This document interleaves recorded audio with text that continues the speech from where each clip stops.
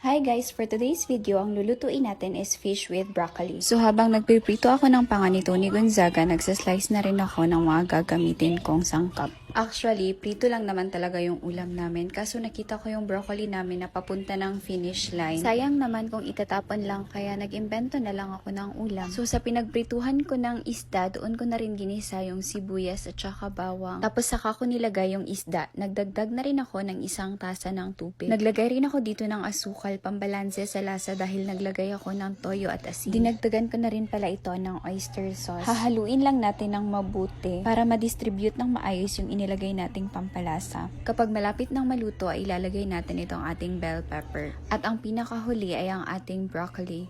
Ayan, at may nahulog pa nga at hindi naman tayo para magsayang kaya ilalagay ko pa rin yan. Huwag tayong mapagpanggap dahil lang sa camera. Charot! Slurry nga pala yung nilalagay ko dyan para medyo malapot yung consistency ng ating ulam. Konting halo-halo lang at yan, luto na siya. Kung gagayahin mo tong recipe na to, huwag mong papatikimin yung kumare mo. Sa sobrang sarap nito, kaya niyang kalimutan ang utang niya sa'yo. Charot!